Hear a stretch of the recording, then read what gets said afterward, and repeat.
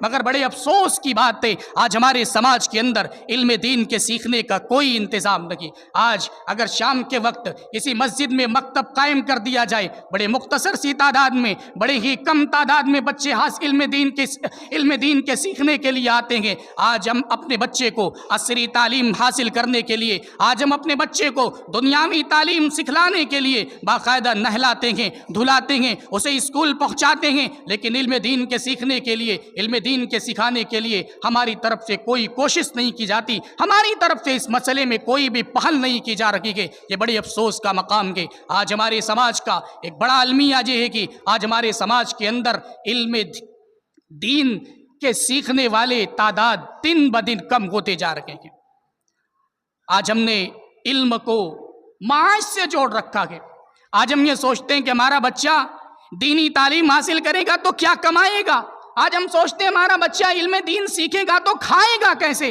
ہم نے علم کو معاش سے جوڑ رکھا ہے، اور اسی لیے ہم اپنے بچوں کو اسکولوں کے اندر داخل کرتے ہیں، کانوینٹ اسکولوں کے اندر ہم اپنے بچوں کا داخلہ کراتے ہیں۔ عصری تعلیم حاصل کرنا منع نہیں ہے، اسکولوں کے اندر تعلیم حاصل کرنا منع نہیں ہے۔ اگر اسکولی تعلیم دور حاضر کا تقاضا ہے تو پھر اسکولی تعلیم حاصل کرنا آپ کے اوپر واجب ہے، لیکن دینی تعلیم کا بھول جانا اور دین سے نابلد رکھنا یہ بہت بڑی بیوقوفی کی بات ہے، یہ بڑی بدقسمتی کی بات ہے۔ کم سے کم آپ کو اتنا علم دین، آپ کو کم سے کم اتنا دین کا علم ہونا چاہیے کہ آپ صحیح طریقے سے نماز پڑھ سکیں۔ آپ کو کم سے کم اتنا تو دین کا علم ہونا چاہیے کہ آپ صحیح طریقے سے غسل جنابت کر سکیں، آپ کو غسل کا طریقہ معلوم ہو، آپ کو وضو کا طریقہ معلوم ہو۔ آج ہمارے سماج کے اندر بہت سارے نوجوان ایسے بھی ملیں گے آپ کو جنہیں غسل کرنے کا طریقہ نہیں معلوم، جنہیں یہی نہیں معلوم ہے کہ غسل جنابت کب واجب ہوتا ہے، ہمیں غسل جنابت کب کرنا ہے، غسل جنابت کا طریقہ کیا ہے، اور وہ اسی طریقے سے نمازیں پڑھ رہے ہیں۔ یہ ہمارے سماج کا ایک بہت بڑا المیہ ہے اور یہ علم دین سے دوری کا نتیجہ ہے۔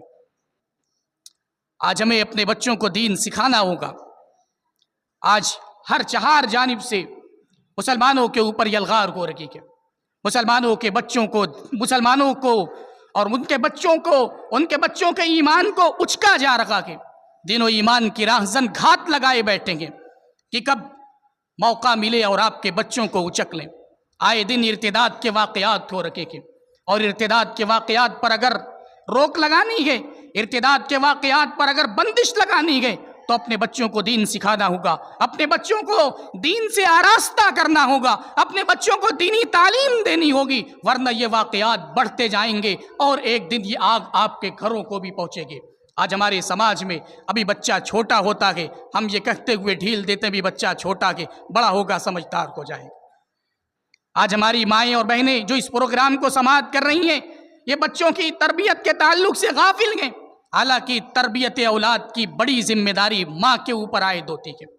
اولاد کی تربیت میں ماں کا کتنا عمل دخل ہے، اس کا اندازہ اس حدیث سے لگائیے کہ اللہ کے نبی صلی اللہ علیہ وسلم نے انتخاب رشتہ کے وقت، رشتے کے انتخاب کے وقت جب کوئی شخص اپنے لیے بیوی کا انتخاب کرتا ہے، اسی وقت یہ معیار بتلا دیا کہ وہ مال و دولت کے بجائے، خوبصورتی کے بجائے وہ نیک بیوی کا انتخاب کرے، نیک عورت کا انتخاب کرے۔ کیوں نیک عورت کا انتخاب کرے؟ تاکہ اس کی گھریلو زندگی سکون سے گزرے اور نیک اور صالحہ عورت کی گود اولاد صالح کا گہوارہ بنے۔ وہ نیک عورت بہترین بچوں کی تربیت کرے، اپنے بچوں کو دین سکھائے۔ اللہ کے نبی صلی اللہ علیہ وسلم کا فرمان کہ تنکح المرأة لأربع، کہ کسی عورت سے شادی 4 وصف کی بنا پر کی جاتی ہے۔ لمالہا، یا تو اس کے مال کی بنا پر، یعنی کسی عورت سے شادی اس کی مالداری کی بنا پر کی جاتی ہے۔ ولی جمالہا، یا پھر کسی عورت سے شادی اس کی خوبصورتی، اس کے حسن و جمال، اس کے بیوٹیفل ہونے کی بنا پر کی جاتی ہے۔ ولی حسبہا، یا پھر کسی عورت سے شادی اس کے اعلیٰ خاندان سے تعلق کی بنا پر، اعلیٰ حسب نسب کی بنا پر کی جاتی ہے۔ اور چوتھی چیز اللہ کے نبی نے بیان کی ولی دینہا، یا پھر کسی عورت سے شادی اس کی دینداری کی بنا پر کی جاتی ہے۔ اللہ کے نبی صلی اللہ علیہ وسلم نے فرمایا فَاظْفَرْ بِذَاتِ الدِّین، تم لوگ دینداری کو ترجیح دو، دین و اخلاق والی عورت کا انتخاب کرو۔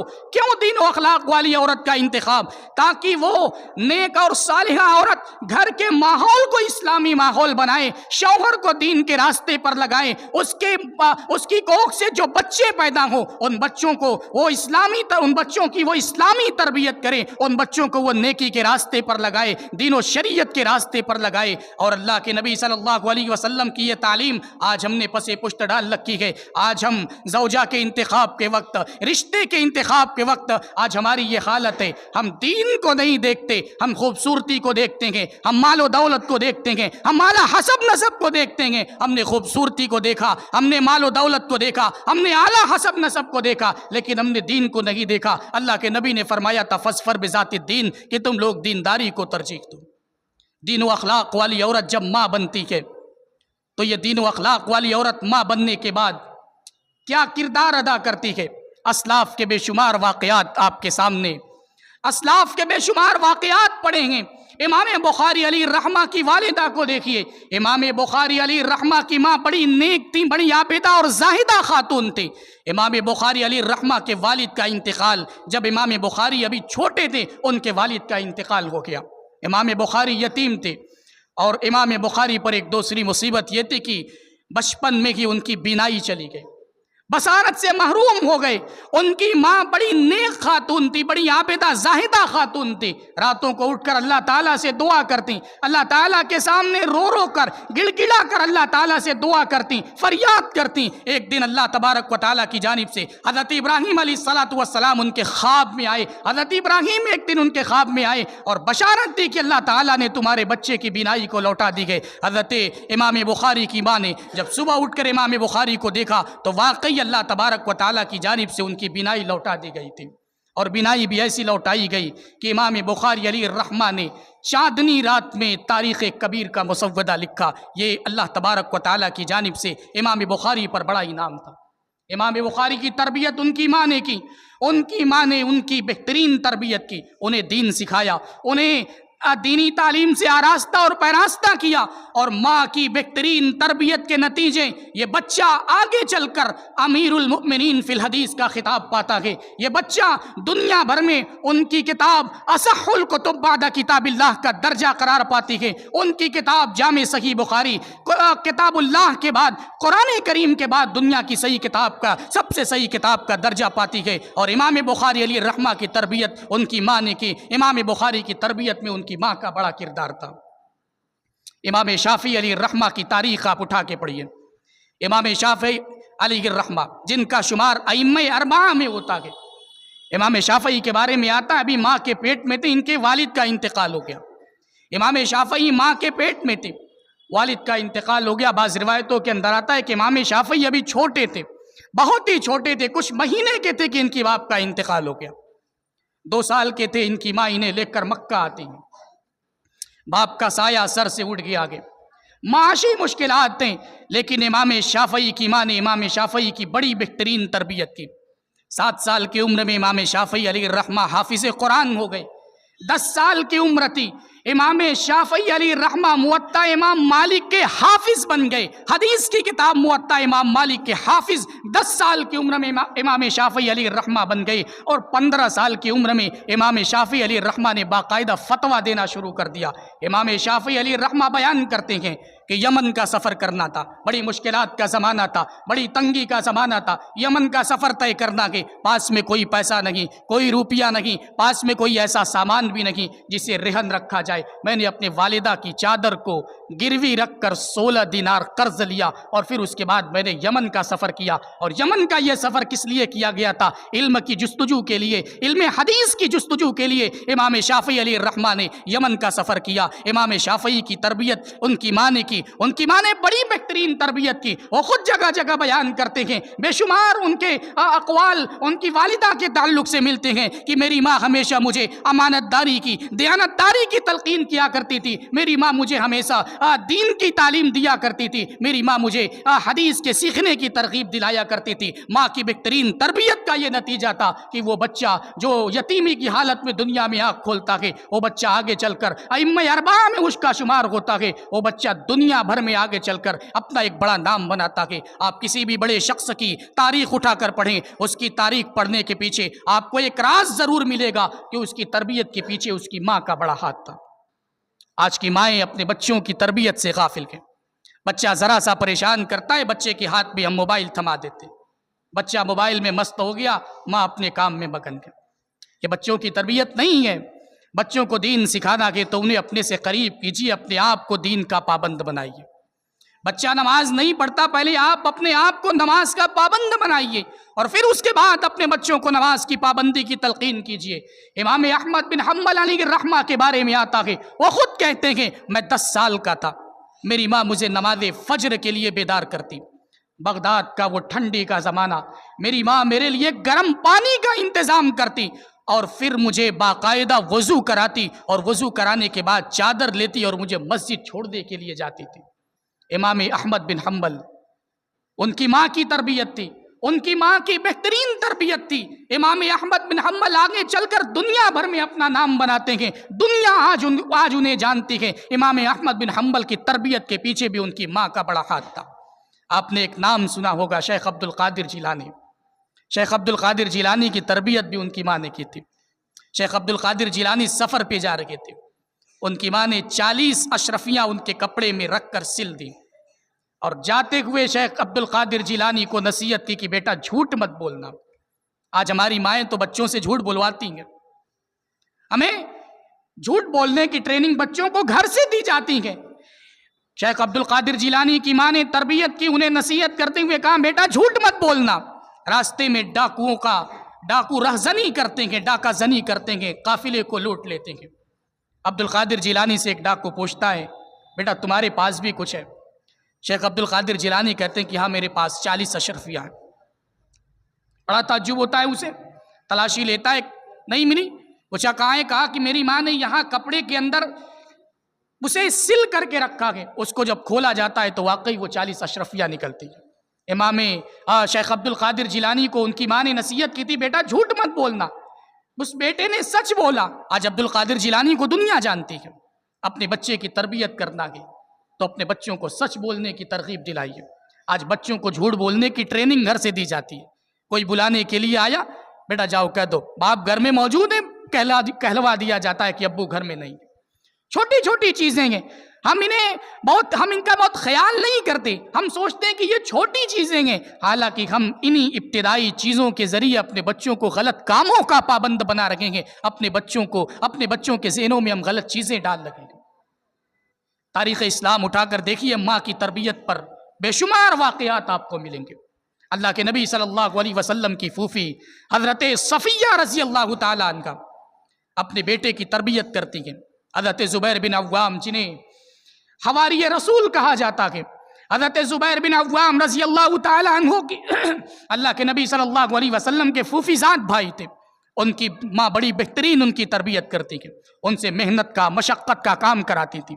ان کے والد کا انتقال ہو گیا تھا، انہیں سخت کاموں کا پابند بناتی تھی۔ لوگوں نے کہا صفیہ تم اسے مار ڈالو گی، کہا کہ میں اس کے ساتھ اس لیے سختی نہیں کرتی کہ تاکہ میں اس سے نفرت کرتی ہوں یا میں اسے مارنا چاہتی ہوں، بلکہ میں اسے سختی اس لیے کرتی ہوں تاکہ یہ سختیوں کا پابند بنے، اسے سختیوں کے جھیلنے کی عادت بن جائے، یہ بڑا ہو کر جنگجو بنے اور دشمنوں سے مال غنیمت کو چھین کر کے لائے۔ یہی حضرت زبیر بن عوام جن کی تربیت اور جن کی پرورش ان کی ماں نے اس طریقے سے کی تھی۔ 16 سال کی عمر کے تھے، مکہ کے اندر افواہ اڑی کہ اللہ کے نبی کو کافروں نے گرفتار کر لیا کہ 16 سال کا یہ بچہ اپنی تلوار میان سے باہر نکال کر مکہ کی گلیوں میں گھومتا گئے کہ آخر اللہ کے نبی کو کس نے گرفتار کیا گئے۔ اور تاریخ اسلام کے اندر یہ پہلی تلوار تھی جو کسی بچے نے اپنے میان سے باہر نکالی، اور یہ اس بچے نے اپنے میان سے باہر نکالی تھی جس بچے کی تربیت اس کی ماں نے کی تھی۔ اسلامی تاریخ میں اس قسم کے بے شمار واقعات آپ کو ملیں گے جہاں ماں کی تربیت ایک بچے کو اعلیٰ بنانے میں بڑا کردار ادا کر رہی ہے۔ موجودہ وقت میں آج مائیں بچوں کی تربیت سے غافل ہیں۔ اذان ہوتی ہے، مؤذن پکار لگاتا ہے، ماں گھر میں سیریل دیکھنے میں مصروف ہے، ماں گھر میں کام کاج میں مصروف ہے، بیٹا گھر میں کام کر رہا، نہ ماں کو توفیق ہوتی کہ نماز کی، نہ وہ بچوں کو نماز کا پابند بناتی۔ اسلاف کا وہ واقعہ امام احمد بن حنبل کا وہ واقعہ دیکھیے، فجر کے وقت ماں بیدار کرتی ہیں، وضو کراتی ہیں، گرم پانی کا انتظام کرتی ہیں، مسجد چھوڑنے کے لیے جاتی ہے۔ آج ہمارے لیے ساری سویدھائیں موجود ہیں، اس کے باوجود ہم اپنے بچوں کی تربیت سے غافل ہیں۔ حالات چاہے جتنی مشکل کیوں نہ ہو جائیں، حالات چاہے آپ کے کتنے مخالف کیوں نہ ہو جائیں، اولاد کی تربیت بہترین ہر حال میں کرنی ہے۔ حضرت ام سلیم ایک بہترین مثال ہے۔ حضرت ام سلیم رضی اللہ تعالی عنہ کا شوہر کافر تھا، حضرت ام سلیم مسلمان تھی، اپنے بیٹے کو کلمہ پڑھاتی، لا الہ الا اللہ پڑھاتی تو شوہر ناراض ہوتا، کہتا تم میرے بیٹے کو خراب کر رہی ہو۔ حضرت ام سلیم کہتی میں اپنے بیٹے کو خراب نہیں کر رہی ہوں، میں اپنے بیٹے کو دین سکھا رہی ہوں، اپنے بیٹے کو سنوار رہی ہوں، اپنے بیٹے کو اچھا بنا رہی ہوں۔ حالات سازگار نہیں تھے، شوہر مخالف ہے، لیکن پھر بھی بیوی نے بچے کو دین سکھایا، دینی تعلیم سے آراستہ کیا۔ اور ایک ماں جب اپنے بچے کو دین سکھاتی ہے تو یہ بچہ آگے چل کر پوری قوم کے لیے، پوری ملت کے لیے ایک مثال بنتا ہے۔ لیکن یہی بچہ جب غلطیاں کرتا ہے، جب برا کام کرتا ہے تو لوگ اس برائی کو اس کی ماں کی طرف بھی، اس کے باپ کی طرف بھی منسوب کرتے ہیں۔ حضرت مریم علیہ السلام کو اللہ تبارک و تعالیٰ نے جب لفظ کن کے ذریعے اولاد سے نوازا، شادی نہیں ہوئی ہے، اللہ تعالیٰ نے حضرت عیسیٰ علیہ السلام کو لفظ کن کے ذریعے پیدا کیا۔ حضرت مریم علیہ السلام اپنے بیٹے حضرت عیسیٰ کو لے کر قوم کے پاس آتی ہیں، فَأَتَتْ بِهِ قَوْمَهَا تَحْمِلُهُ۔ حضرت مریم جب بیٹے کو لے کر قوم کے پاس آتی ہیں، قوم حضرت مریم کو تانا دیتی ہے، یا مریم لقد جئت شیئا فریا، اے مریم تو نے تو بڑا خراب کام کیا ہے، تو نے یہ اتنا گھناؤنا کام کیا ہے۔ یا اخت ہارون، اے ہارون کی بہن، ما کان ابوک امرأ سوء، تیرا باپ برا آدمی نہیں تھا، وما کانت امک بغیہ، اور نہ تو تیری ماں زانیہ تھی۔ حضرت مریم کی پاک دامنی کے اوپر سوال اٹھائے جا رہے ہیں، حضرت مریم کی ماں کا تانا دیا جا رہا ہے کہ تیری ماں زانیہ نہیں تھی، تیرا باپ برا آدمی نہیں تھا، تو نے یہ غلط کام کیوں کیا؟ قوم کی سمجھ سے پرے تھا۔ اللہ تعالیٰ نے لفظ کن کے ذریعے حضرت مریم کو بچہ دیا۔ حضرت عیسیٰ علیہ السلام بغیر باپ کے پیدا ہوئے، قوم کی سمجھ سے یہ بات پری تھی۔ حضرت عیسیٰ علیہ السلام اپنی ماں کی پاک دامنی کی گواہی دیتے ہیں۔ قرآن کہتا ہے حضرت عیسیٰ علیہ السلام اللہ تبارک و تعالیٰ کی جانب سے اس شیرخوار بچے کو قوت گویائی عطا کی جاتی ہے، اور وہ بچہ اپنی ماں کی پاک دامنی کی گواہی دیتا ہے، کہتا ہے انی عبداللہ، میں اللہ کا بندہ ہوں، آتانی الکتاب وجعلنی نبیہ، مجھے کتاب عطا کی گئی ہے اور مجھے نبی بنایا گیا ہے۔ یہ ایک ماں کے اوپر سب سے پہلا الزام آیا کہ تیری ماں تو غلط نہیں تھی، تیری ماں نے ایسا نہیں کیا تھا، پھر تو نے ایسا کیوں کیا؟ یعنی اس سے معلوم ہوا کہ ماں کا اثر بچے کے اوپر پڑتا ہے۔ ماں اگر نیک ہوگی بچہ نیک ہوگا، ماں اگر بدکار ہوگی، ماں اگر غلط کام کرنے والی ہوگی، ماں اگر نمازوں کی بھاجنے والی ہوگی، ماں اگر دینی علوم سے ناواقف ہوگی، دین سے بیزار رکھنے والی ہوگی، تو بچوں کے اوپر بھی فرق پڑنے والا ہے، بچے بھی دین بیزار ہوں گے، بچے بھی دین سے دور بھاگنے والے ہوں گے۔ آج ہمارے سماج کا ایک بڑا المیہ یہ ہے، آج بچوں کی تربیت صحیح طریقے سے نہیں کی جا رہی ہے۔ ابھی صبح اسکول جانا ہو، 7 بجے کا اسکول ہو، وہی ماں 6 بجے بچے کو جگاتی ہے، نہلاتی ہے، دھلاتی ہے، ڈریس پہناتی ہے، شوہر کو مجبور کرتی ہے کہ وہ اسے اسکول لے جا کر چھوڑے۔ لیکن فجر کی نماز کے لیے ہم اپنے بچوں کو نہیں اٹھاتے، فجر کی نماز کے لیے کبھی ہم اپنے بچوں کو تکلیف نہیں دیتے، نہیں اٹھایا جاتا اپنے بچوں کو فجر کی نماز کے وقت۔ ہم نے اپنے بچوں کے ذہنوں کے اندر یہ بات ڈالی کہ بیٹا تیرے لیے دنیا اہم ہے، دنیاوی تعلیم تیرے لیے اہم ہے، تیرے لیے دین اہم نہیں ہے۔ ہم بچوں کو فجر کی نماز کے لیے اسے کسی نماز کے لیے، نماز کے نہ پڑھنے پر ہم اسے نہیں ڈانٹتے، ہم اس کی سرزنش نہیں کرتے، لیکن وہ بچہ اگر اسکول نہ جائے، اگر اسکول کا ناغہ کرے، ہم اس بچے کے اوپر سختیاں کرتے ہیں، اسے مارتے ہیں، اسے سزائیں دیتے ہیں۔ ہم نے اپنے بچوں کو سکھایا کہ تمہارے لیے دنیا اہم ہے، دین اہم نہیں ہے۔ حالانکہ ہونا تو یہ چاہیے تھا کہ شریعت کی تعلیم ہے کہ مرو اولادکم بالصلاۃ وہم ابناء 7 سنین، اپنے بچوں کو نماز کا حکم دو جب وہ 7 سال کے ہوں، اور جب وہ 10 سال کے ہو جائیں، نماز کی پابندی نہ کریں تو ان پر سختی کرو، انہیں ہلکی مار مارو۔ یہ شریعت کا قانون ہے، یہ شریعت نے آپ کو حکم دیا ہے کہ اپنے بچوں کو نماز کا پابند اس وقت بناؤ جبکہ وہ بچہ 7 سال کا ہو۔ 7 سال سے ہی بچوں کو نماز کا پابند بنانے کی کوشش کیجیے، انہیں اپنے ساتھ مسجد لائیے، انہیں دعائیں یاد کرائیے۔ آج حالت یہ کہ بہت ساری ماؤں کو ہی نماز کی دعائیں نہیں یاد، بہت ساری مائیں ایسی ہیں جنہیں نماز پڑھنے کا طریقہ نہیں آتا، وہ کہاں سے اپنے بچوں کو دین سکھائیں گے، وہ کہاں سے اپنے بچوں کو دینی تعلیم سے آراستہ کریں گے۔ موجودہ وقت میں بچوں کی تربیت ایک بہت بڑا سوال بنی ہوئی ہے۔ اگر آپ اپنے بچوں کی صحیح تربیت نہیں کریں گے تو یہ بچے آگے چل کر آپ کے لیے زحمت ثابت ہوں گے، یہ بچے آگے چل کر آپ کے لیے مصیبت ثابت ہوں گے۔ اللہ کے نبی صلی اللہ علیہ وسلم کا فرمان ہے کلکم راعٍ وکلکم مسئول عن رعیتہ، کہ تم میں ہر شخص ذمہ دار ہیں اور روز قیامت اس سے اس کی ذمہ داریوں کے بارے میں سوال کیا جائے گا۔ اللہ کے نبی نے فرمایا والرجل راع فی اہلہ وہو مسئول عن رعیتہ، آدمی اپنے گھر کا ذمہ دار ہے اور روز قیامت اس سے اس کی ذمہ داریوں کے بارے میں پوچھا جائے گا۔ والمرأة راعیۃ فی بیت زوجہا وہی مسئولۃ عن رعیتہا، اور عورت اپنے شوہر کے گھر کی ذمہ دار ہے اور روز قیامت اس سے بھی اس کی ذمہ داریوں کے بارے میں پوچھا جائے گا۔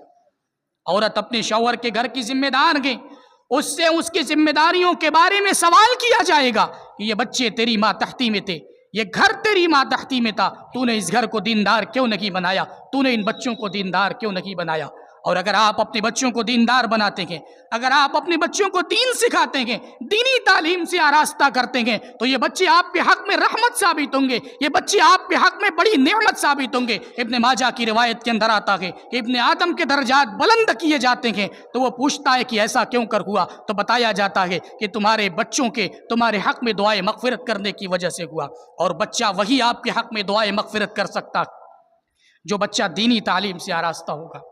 جس بچے کو آپ نے دین سکھایا ہوگا وہی بچہ آپ کے حق میں دعائیں مغفرت کر سکتا ہے، وہی بچہ آپ کے حق میں دعا کر سکتا ہے۔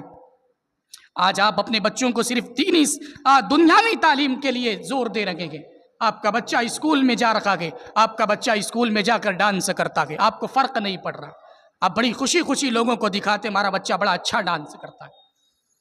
آپ کا بچہ اسکول فنکشن میں ڈانس کر رہا ہے، گانے گا رہا ہے، آپ خوش ہو رہے ہیں ہمارا بچہ گانا گا رہا ہے، ہمارا بچہ بڑا اچھا گانا گاتا ہے۔ آپ مہمانوں کو دکھلاتے ہیں ہماری بچی بڑا اچھا ڈانس کر رہی ہے، ہماری بچی بڑا اچھا گانا گا رہی ہے۔ شریعت کی یہ تعلیم نہیں ہے۔ آپ اپنے بچوں کو دین سکھائیے۔ آپ اگر اپنے بچوں کو ابتدا سے ہی گانے پر روک نہیں لگائیں گے، آپ اپنے بچوں کو یہ ناچ گانے والی اسکولوں میں اگر داخل کریں گے، ناچ گانے والی اسکولوں کے اندر جانے پر اگر آپ پابندیاں نہیں لگائیں گے، انہیں ایسی ہی آزادیاں دیں گے، تو یہ بچے آگے چل کر ٹک ٹاک پر ناچنے والی ویڈیوز بنائیں گے، انسٹاگرام پر یہ ریلز بنا کر شیئر کریں گے، اور پھر اس کے بعد آپ کفے افسوس ملتے رکھ جائیں گے، کیونکہ ابتدا میں ڈھیل آپ نے دی تھی، آپ نے انہیں اس بات کی اجازت دی تھی کہ آپ وہ کھلے طور پر آزادانہ طور پر چاہیے جو کام کریں۔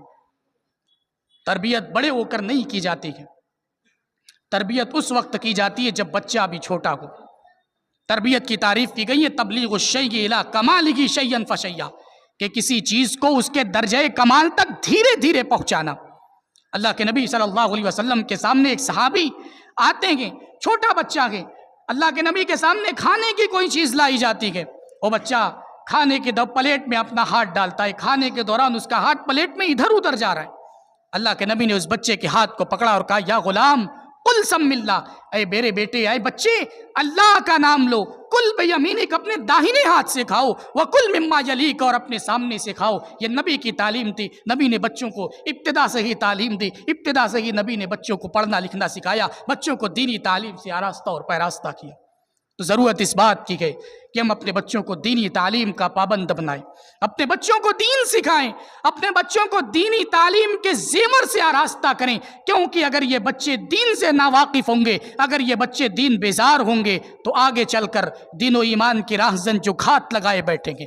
دشمنان اسلام سازش کے تحت آپ کے بچوں کو اغوا کر رکھیں گے، آپ کے بچیوں کے ایمان پر حملہ کیا جا رکھا ہے، انہیں ارتداد کے راستے پر انہیں لگایا جا رکھا ہے۔ اگر آپ کے بچے یہ دین بیزار ہوں گے تو یہ ارتداد کے راستے پر چلے جائیں گے، اور پھر آپ کے سامنے افسوس اور پچھتاوے کے سوا کچھ نہیں رہ جائے گا۔ تو ضرورت اس بات کی ہے کہ اپنے بچوں کو دین سکھائیں، گھر کے ماحول کو دینی ماحول بنائیں، گھر میں دینی ماحول قائم کریں، اپنے بچوں کو نماز کی پابندی کرائیں، خود بھی نماز کی پابندی بندی کریں تاکہ یہ سماج ایک صالح سماج بن سکے، یہ سماج ایک بہترین سماج بن سکے، ایک نیک سماج بن سکے۔ آئیے دعا کرتے ہیں الہ العالمین ہمیں اپنی ذمہ داریوں کو اچھے طریقے سے انجام دینے کی توفیق دے۔ الہ العالمین ہماری اس مجلس کو اور ہماری اس بیٹھک کو قبول فرما۔ الہ العالمین ہماری اس مجلس کو باعث خیر بنا، اسے ذخیرہ آخرت بنا۔ الہ العالمین اس مجلس کے اندر جتنے بھی لوگ شریک ہیں الہ العالمین تو ان کی گناہوں کو معاف فرما۔ الہ العالمین ہمیں جب تک دنیا میں زندہ رکھ، ایمان پر اور اسلام پر زندہ رکھ۔ الہی خاتمہ ہو تو خاتمہ بالخیر ہو، آمین۔ وآخر دعوانا ان الحمد للہ رب العالمین، والسلام علیکم ورحمۃ اللہ وبرکاتہ۔